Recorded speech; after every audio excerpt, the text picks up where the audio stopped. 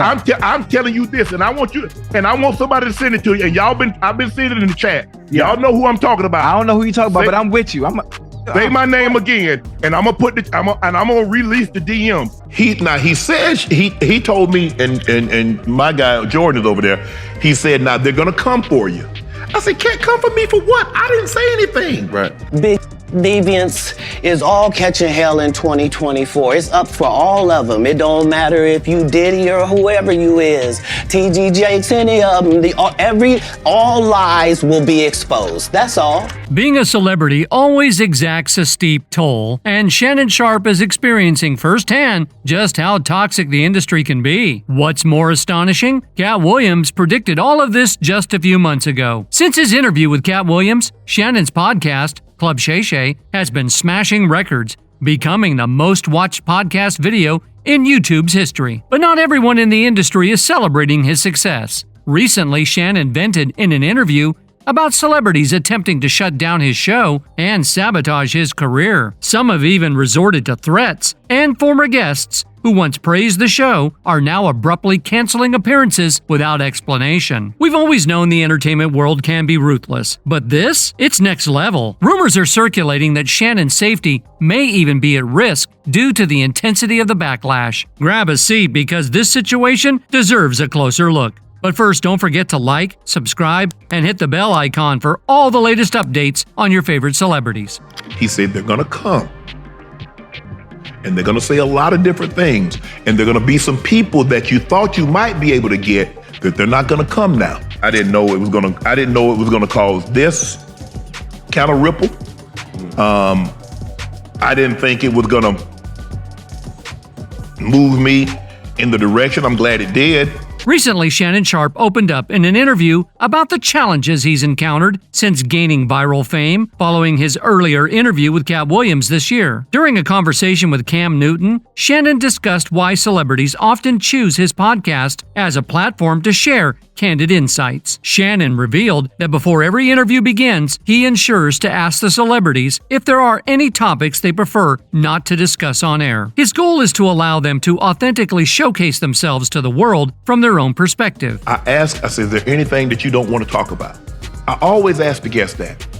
Sometimes they say, well, I would appreciate if we not talk about this. Right. Cool, no problem. Because I believe you can tell your story without saying something negative. Shannon Sharpe clarified that he doesn't identify as a journalist and has never portrayed himself as one. Before entering the world of podcasting, Shannon had a highly successful career as an NFL player, earning induction into the Pro Football Hall of Fame in 2011. Following his football career, he transitioned into sports commentary, notably on CBS Sports, the NFL Today, where he contributed to the pregame show, halftime report, and postgame analysis. In 2013, Shannon expanded his role as a columnist and spokesperson for Fitness RX for Men magazine, even gracing the cover in the same year. His journey continued in 2016 when he joined Skip Bayless on FS1's sports debate show, Skip and Shannon Undisputed. Shannon Sharpe didn't jump into podcasting just because it was trendy. With a robust background in the industry, he already had a solid foundation. In addition to Club Shay Shay, Shannon co-hosts another podcast called Nightcap with retired NFL player Chad Ocho Cinco Johnson and retired basketball player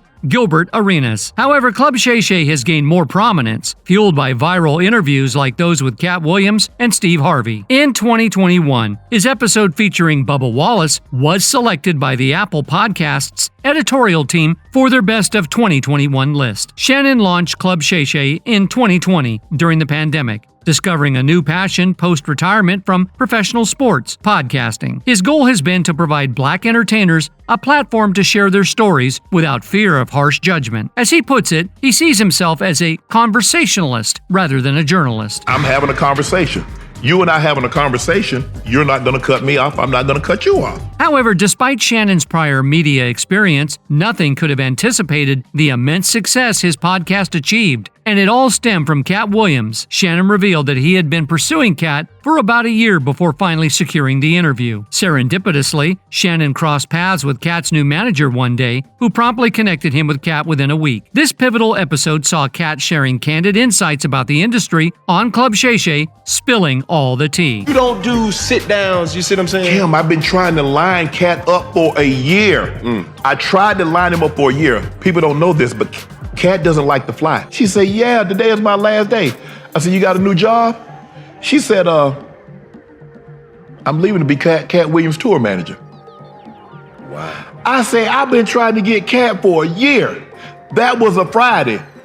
The next Friday, Katt sitting in that chair. Look at God. According to Shannon, he didn't initially expect the episode to go viral. Up until then, his most watched episode on YouTube featured Steve Harvey, with about 8 million views. However, after filming the Katt Williams episode, Shannon's producer confidently predicted a breakout success. Shannon himself thought that at best, the episode might surpass 10 million views, even outdoing the Steve Harvey episode. To Shannon's surprise, the Katt Williams episode on Club Shay Shay now boasts just under 72 million views on YouTube. This massive viewership completely altered the podcast's trajectory. Suddenly, Shannon began receiving calls from potential sponsors. More guests clamored to appear on the podcast, and Club Shay Shay emerged as the premier platform for sharing personal stories and insights. When Katt came on and did what he did, now you had no choice.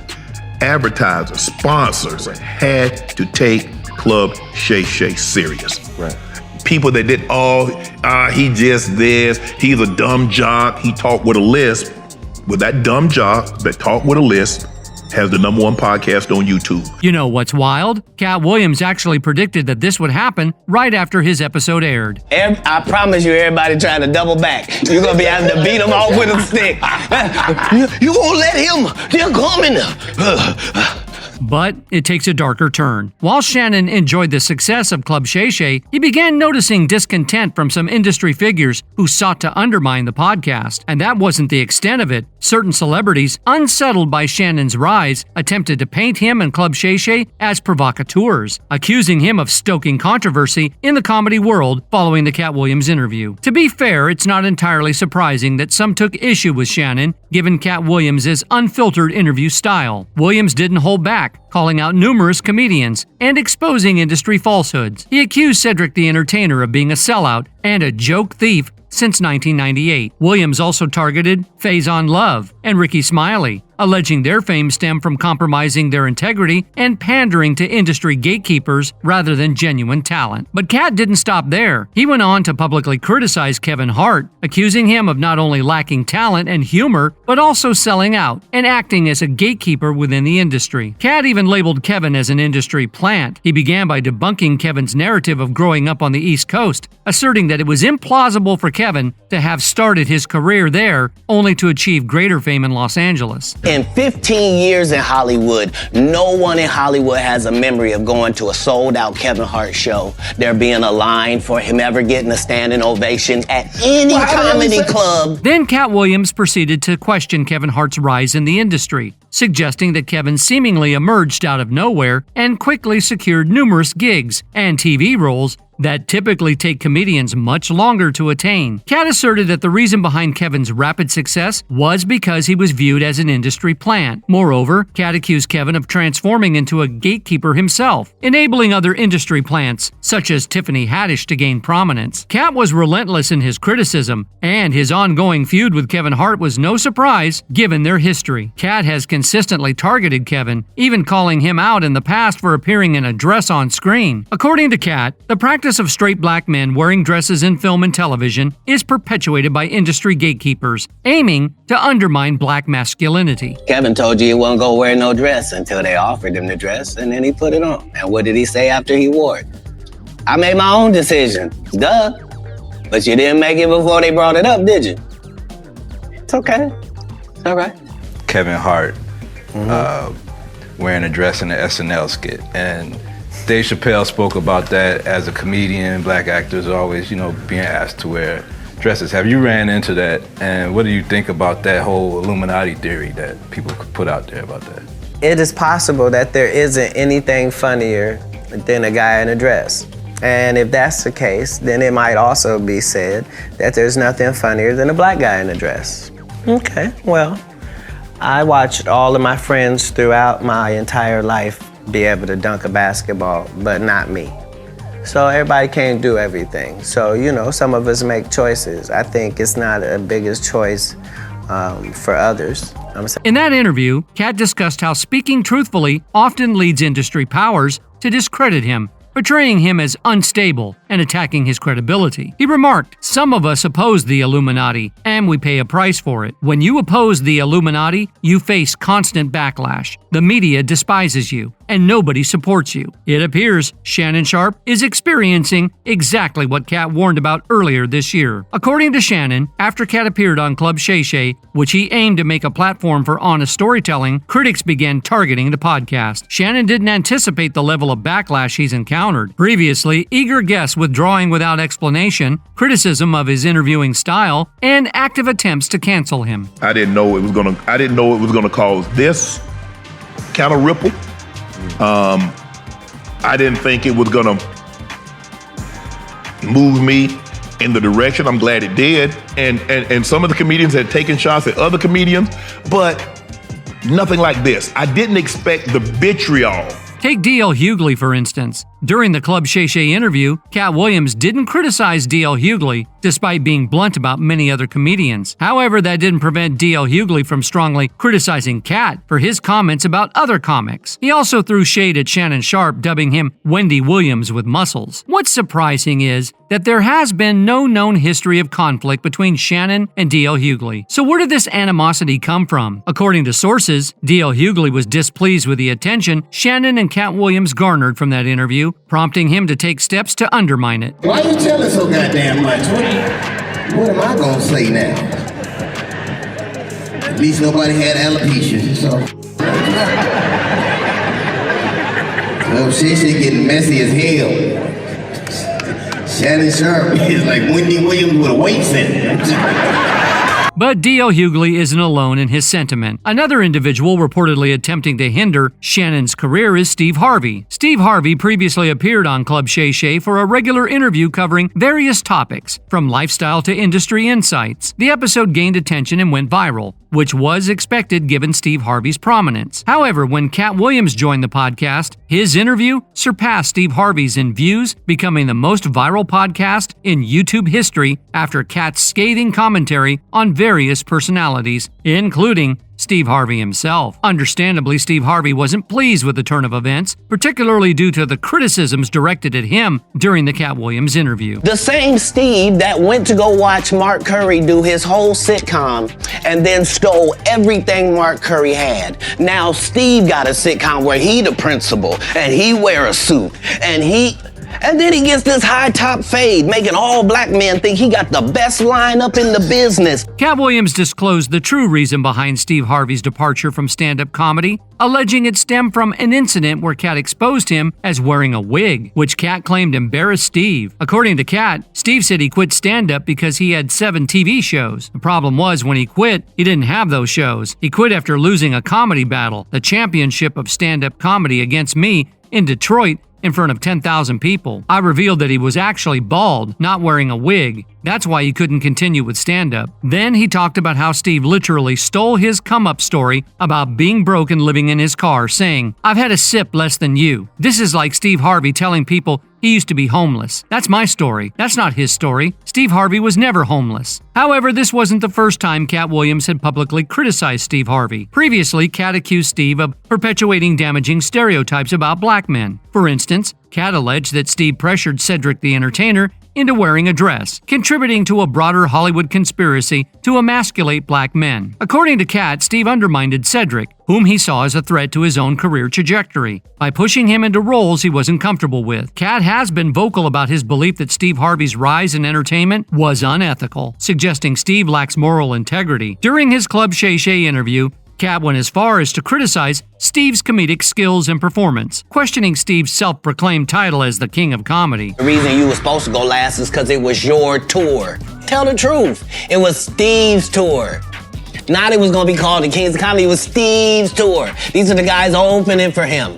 As far as Katt Williams is concerned, Steve Harvey dubbing himself the King of Comedy is a slight to the true comedic giants who preceded Steve. This isn't the first time Katt has attempted to challenge Steve's claim to this title. Back in 2009, Katt publicly challenged Steve to defend his King of Comedy title. During a New Year's Eve performance, they co-headlined. Steve couldn't risk being publicly humiliated, so he appeared on Jamie Foxx's satellite radio show to take the high road, stating he wouldn't engage in a petty feud with Katt. Steve used a metaphor saying, "My grandfather used to tell me that dogs don't bark at parked cars, only at cars that are moving. Dogs bark at the moon all the time, but if the moon barks back at the dog becomes famous." Despite Steve's attempt to rise above the situation, it seemed to confirm Katt's belief that Steve wouldn't fare well in a comedic showdown. Time passed and both comedians moved on with their careers until Katt stirred the pot again with his candid interview. Apparently, Katt's remarks struck a nerve with Steve, prompting him to vent on his radio show. Though Steve didn't directly name Katt or Shannon, it was clear to many listeners whom he was referring to. But the saga didn't conclude there. Sources indicate that Steve is actively working behind the scenes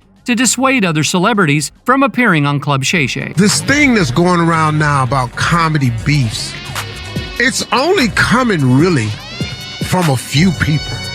But Steve isn't acting alone in this vendetta. Another figure holding a grudge against Shannon Sharpe is none other than Oprah Winfrey. Oprah's animosity towards Shannon stems from his hosting of Monique on Club Shay Shay, where Monique openly criticized Oprah for being a manipulative narcissist. Monique detailed how both Oprah and Tyler Perry mistreated her and sabotaged her career simply because she refused to comply with demands outside her contractual obligations. The rift between Monique and Oprah dates back to their collaboration on the film Precious, where Monique's decision to decline an unpaid and unplanned press tour reportedly infuriated Oprah, leading to rumors of Monique being difficult to work with. Only for Tyler Perry to admit he did start a rumor that I was difficult to work with. He lied.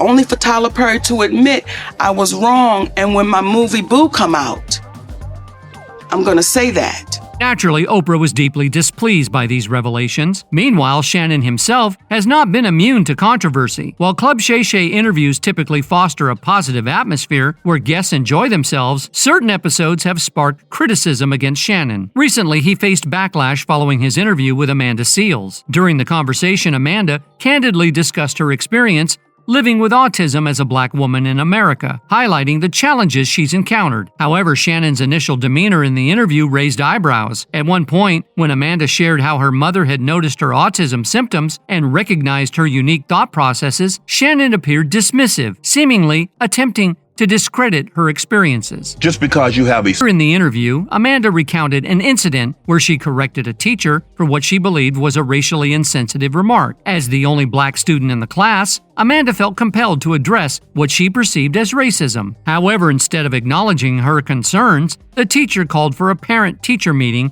to discuss the issue, which Amanda perceived as unjust and discriminatory, saying, like, I had a teacher, Miss Schwank, who called a conference because she was talking about Aboriginal art. She stood in front of the class and said, you know that the Aborigines are a Stone Age people. And I was like, ma'am, there are Aboriginals alive right now. They are a part of civilization. What are you talking about? And she's like, well, no. What I mean is that they've never advanced. And we are in a classroom in Orlando, Florida. If we don't check this type of stuff, it's just going to continue. Shannon, however, disagreed with Amanda's perspective. He mentioned that in his experience, students typically do not challenge teachers under any circumstances. Shannon suggested that the teacher's reaction might not have been racially motivated, but rather a response to feeling disrespected. While both viewpoints seemed valid, the initial disagreement created a moment of tension in the interview. Fortunately, they were able to move past this awkwardness, and the rest of the conversation proceeded smoothly. Despite this resolution, Shannon faced criticism from fans afterward. Many accused him of gaslighting Amanda and being judgmental, which contradicted his podcast's reputation as a non-judgmental space for guests. Shannon isn't the guy for this conversation. Amanda realized that at the end of this. He's cool, but he is not for us. He's not equipped for these types of interviews. Fun, lighthearted, and comical, that's it. He needs to start listening more and not imposing his personal views. Now, there were people who believed Shannon was right, like this person who said, Shannon ain't wrong. I remember vividly being a kid, and the adults always told us, speak when you're spoken to and come when you're called. Other than that, there were no correcting adults. We would have gotten smacked into next week for correcting them. However, the criticism persisted, prompting Shannon to address it in a recent interview with Cam Newton. Reflecting on the backlash, Shannon acknowledged the controversy surrounding his interview with Amanda Seales. He expressed that while not every interview may resonate perfectly with fans, he could accept criticism if it was an isolated incident among the numerous interviews on his platform. It's astonishing how many people seem to have it out for Shannon. Interestingly, the troubles began even before the Katt Williams interview. In May of last year, TMZ Sports reported a burglary at Shannon's Los Angeles home. The break-in occurred between 7 p.m. and 9:30 p.m. while Shannon was dining out with friends. The thieves made off with a significant haul, including watches, jewelry, and designer bags totaling approximately $1 million in value. Shannon later offered a $50,000 reward for any information leading to the arrest of the burglars, but to date, no credible leads have emerged. Initially, this appeared to be an isolated incident unrelated to the podcast. However, following Shannon's recent interview, rumors have emerged suggesting that the burglary may have been a botched attempt targeting Shannon himself, turned into a robbery when he wasn't home. It sounds like a wild conspiracy theory now, but Shannon wouldn't be the first or the last person whose career faced obstacles because industry gatekeepers disapproved of them. For many fans, it's perplexing that Shannon is facing backlash considering his efforts to provide a platform for black celebrities. One supporter expressed, "It's disheartening, but these actions from celebrities only confirm what Katt highlighted in the podcast. I'll keep backing Shannon, Katt, and Cam, but DL, Cedric, and Steve won't get my support." Another noted, "That's the issue. These celebrities don't want their stories shared or discussed." But what do you think? Should Shannon Sharpe be concerned for his safety now? Could this spell the end of Club Shay Shay? Share your thoughts down below. That's it for today. If you enjoyed this video, don't forget to like, subscribe, and hit the notification bell for more content like this.